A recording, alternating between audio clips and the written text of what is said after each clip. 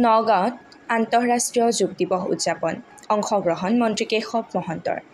আজি আন্তঃৰাষ্ট্ৰীয় যোগ দিৱস নগাঁও জিলা প্ৰশাসনৰ ব্যৱস্থাপনাত নগাঁও আৰক্ষী ছাউনীত উদযাপন কৰা হয় ১১ সংখ্যক আন্তঃৰাষ্ট্ৰীয় যোগ দিৱস। এক বিশ্ব এক স্বাস্থ্যৰ বাবে যোগ এই থিম লৈ এই বৰ্ষত অনুষ্ঠিত কৰা হৈছে আন্তঃৰাষ্ট্ৰীয় যোগ দিৱস।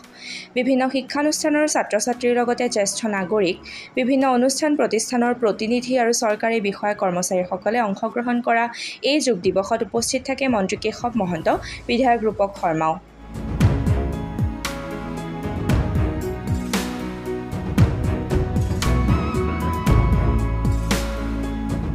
আমাৰ এই বছৰলৈকে আমাৰ ১১ বাৰ্ষিক যোগ দিৱস উদযাপিত হৈছে আৰু যোগ হৈছে শাৰীৰিক আৰু মানসিকভাৱে এগৰাকী ব্যক্তিক যি ধৰণে তেওঁলোকক উৎকৰ্ষ সাধন কৰে। আমি প্ৰত্যেকগৰাকী ব্যক্তিয়ে যোগটো আমাৰ দৈনন্দিন জীৱনৰ এখন ৰুটিন হিচাপে আমি ল'ব লাগিব। আমাৰ দৈনন্দিন জীৱনত যিমানখিনি আমাৰ ব্যস্ততাপূৰ্ণ কাৰ্যসূচী, সেইকাৰণে আমি শাৰীৰিক মানসিকভাৱে আমি যদি সবল থাকিব হ'লে যোগ আমাৰ কাৰণে অপৰিহাৰ্য অংগ। আৰু সেইকাৰণে আজি এটা সজাগতা দিন। মই ভাবোঁ যে সকলোৱে আমি যোগ কৰাটো উচিত, কাৰণ যোগ উৎপত্তিৰ স্থল হৈছে ভাৰতবৰ্ষ। আগতে ঋষিমুনিসকলে কৰিছিলে।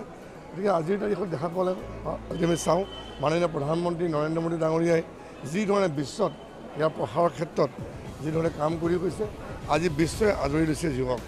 আৰু মই পুনৰবাৰ কৈছোঁ যে যোগ অকল আজি আন্তৰ্জাতিক আজি যোগ দিৱস হিচাপে আজি নহয়, প্ৰত্যেকটো দিনতেই প্ৰতিগৰাকী ব্যক্তি যোগ কৰাটো যথেষ্ট দৰকাৰী, কাৰণ আমাৰ যোগে এগৰাকী ব্যক্তিক সকলো ফালৰ পৰা আগবঢ়াই নিব পাৰে। গতিকে আজি এই দিনটো সকলোকে মই শুভেচ্ছাও জনাইছোঁ, সকলোকে প্ৰতিদিনে যোগ কৰি যাবৰ কাৰণে মই আহ্বান জনাইছোঁ।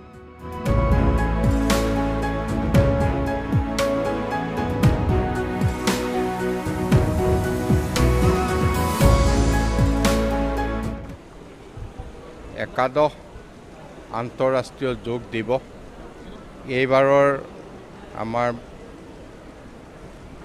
মূল মন্ত্ৰটো হৈছে এক বিশ্ব এক স্বাস্থ্যৰ বাবে যোগ। For one health, for one earth, one health. আমি আজি নগাঁৱত আমাৰ সতীৰ্থ বিধায়ক ৰূপক শৰ্মা, জিলা আয়ুক্ত, জিলা আৰক্ষী অধীক্ষকে প্ৰমুখ্য কৰি নগাঁৱৰ জ্যেষ্ঠ যিসকল আমাৰ বিশিষ্ট ব্যক্তি আৰু এই ক্ষেত্ৰত বিভিন্ন সংগঠন, ছাত্ৰ ছাত্ৰী সকলোৱে এই যোগ দিৱসত অংশগ্ৰহণ কৰিলোঁ। আৰু আমি যোগক আজি মাননীয় মুখ্যমন্ত্ৰীয়ে বাক্সাৰ পৰা কেন্দ্ৰীয় যোগ দিৱসত যোগদান কৰিছে আৰু ক্ৰমান্বয়ে আমাৰ মাজত যোগক জনপ্ৰিয় কৰি তুলিবলৈ চৰকাৰে বহু ধৰণে ব্যৱস্থা গ্ৰহণ কৰিছে। আৰু যোগে আমাৰ ভাৰতীয় যিটো পৌৰাণিক